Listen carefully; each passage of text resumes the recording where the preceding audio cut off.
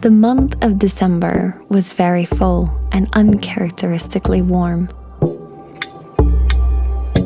My father had arrived and was here for most of the month to do different projects around the property. He worked very hard doing different things, but for several weeks he worked at removing a quickly spreading and invasive species of tree from the land. We also needed to build a new bridge across the acequia. The one that was rotting away was older than me, and quite possibly from before the time that my grandmother lived here.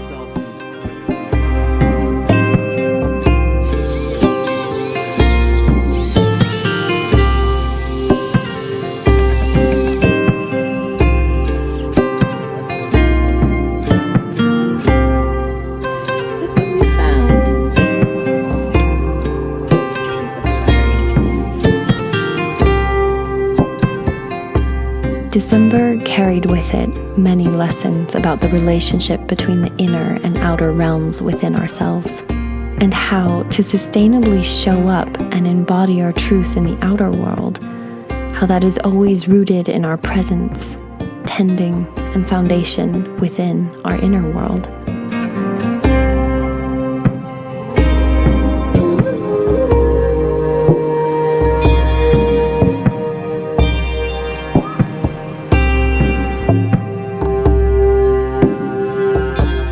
Again and again, I learned that it is not about overcoming, but about going in and through.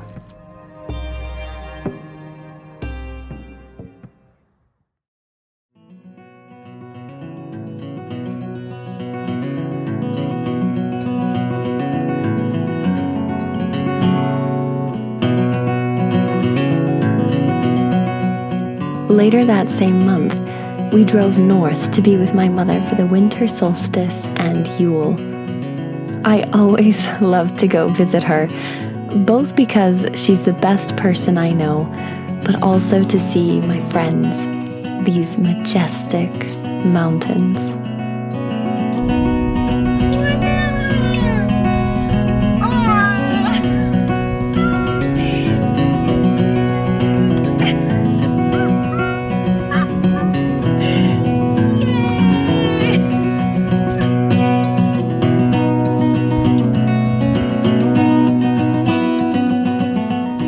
Happily, Hannah was able to join us as well from her new home farther west. As usual, we had such a wonderful time together. I was like the Joker. Like, how it's like cute, like a little snow bunny.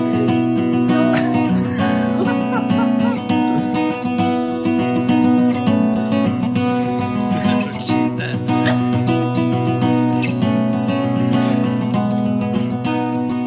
My heart felt completely full, even though it was just a short visit. It wasn't long before the next heart-filled adventure.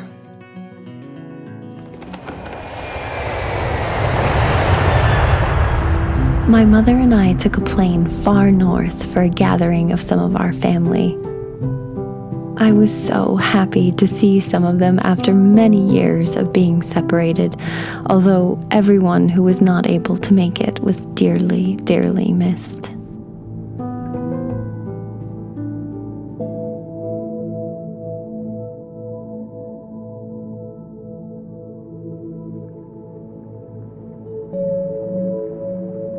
Being in and on this new land was like being in a completely different magic realm from the land I know back home.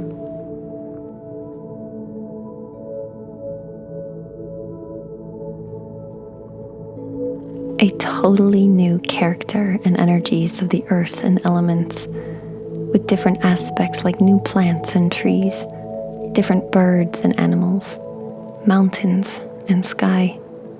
A completely new world.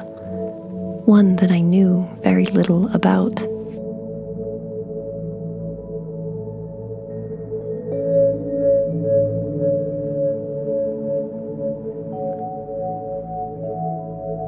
I felt like once again I was an infant discovering the world, and felt immense humility, wonder, reverence, and awe for all of it.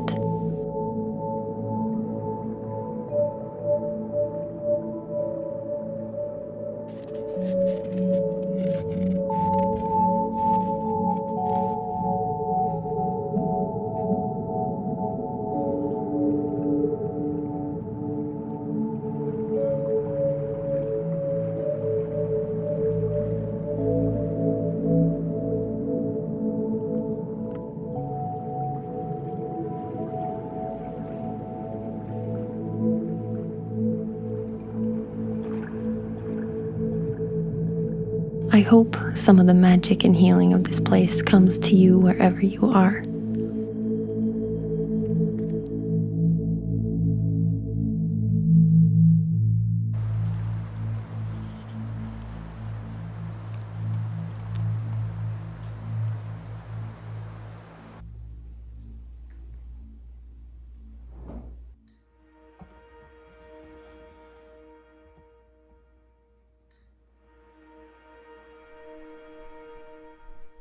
I love the stillness and the quiet and the magic of this time of night.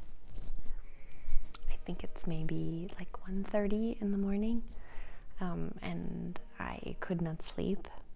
Maybe it was the chocolate that I ate before bed. I also took a nap today. But I finally decided I would just get up and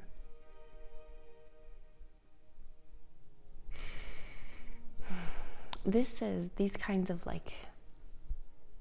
conditions, this darkness, this stillness is what I have wanted so badly all winter. It has been the complete opposite here. It has been a very warm and very, very dry winter. We've had maybe only 2 small snowstorms where we've got very, very minimal amounts of snow, and that's been really hard on a lot of different levels, both personally, spiritually, but also in a very pragmatic way where, you can't help but be aware that the lack of snow means that there's not going to be a lot of runoff in the springtime, which is going to affect the land and the drought, especially when you live in an area that is experiencing some of the most severe drought conditions in the whole continent.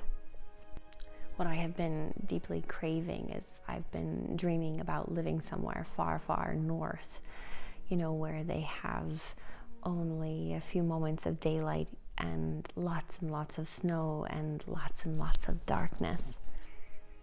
And this winter here has been the complete opposite of that. I feel like I haven't had a real winter, a real hibernation, a real rest, a real incubation space.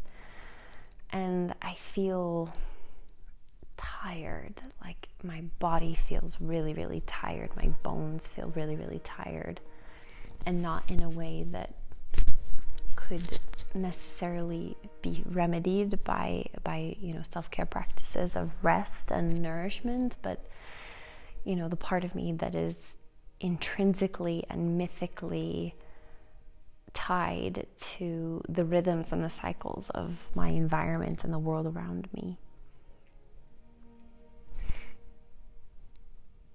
And while I feel the energies of the push forward, the seedling in the earth first stirring and kind of awakening to the presence of more light, the days being longer, I just feel so tired. There's been so many external demands at this time of life as well that there was really no part of me that felt like I had a real winter. I hope all of you are doing really well. I know that it continues to be a very, very intense time, and I hope that you know that you are not alone. By the way, the reason why I'm kind of talking quietly is because it is 1:30 in the morning and Noel is still sleeping, and I don't want to wake him up, so I'm talking kind of strangely. But it's been a very powerful time. I've been finding kind of within me naturally arising a lot of energy and attention towards asking myself and attuning to myself around questions of what do I feel called to? What am I here to serve? What experiences call to me that I feel are kind of part of, like my heart song, what I feel called to, places, experiences, and things that I want to bring forward. And my boyfriend Noel has also, I'm very, very excited for him. He blows me away. He is somebody that really, really does the inner work, and to see the results of that in terms of him revealing to himself and to the world more and more of who he is and the medicine that journey can and will bring forward is just so beautiful. I'm really excited at some point to share with you the projects that he's working on. And it never ceases to be an interesting experience where when you begin to explore new spaces within yourself, how that also tends to bring up a lot of old things, old parts of ourselves, old programming, beliefs, trauma, like all kinds of things, which is ultimately what we want. It's deepening into the mystery of our own myth and our own journey and whatnot, but that doesn't necessarily mean that it is easy. And just to say that if you have been going through a lot and things have been really intense, that you're not alone. And the thing that has been really helpful for me is to, whenever I'm encountering sudden changes or difficulties and challenges around what I find challenging around these things, is to try my very best to breathe as much space around it as possible. And I think that we cut ourselves off from the magic when we immediately judge something, because sometimes what is an inconvenience in the moment ends up becoming this incredible, beautiful blessing or pivot towards something even greater than what we can perceive in the moment, when what we had wanted to happen or what we had planned to happen doesn't go that way. Both of my cats are curled up right next to me. I should probably try to sleep.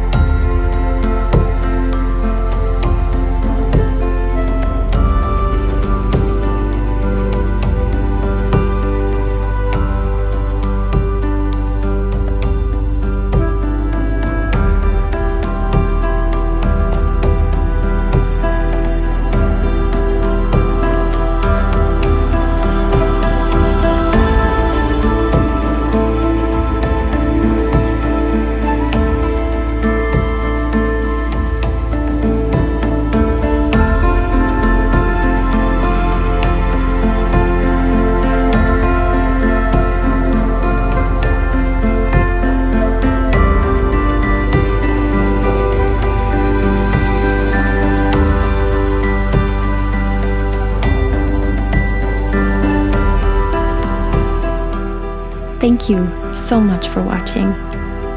Wherever in the world that you are, may you find this space to trust the path and the journey that you are on in this life. Sending my love.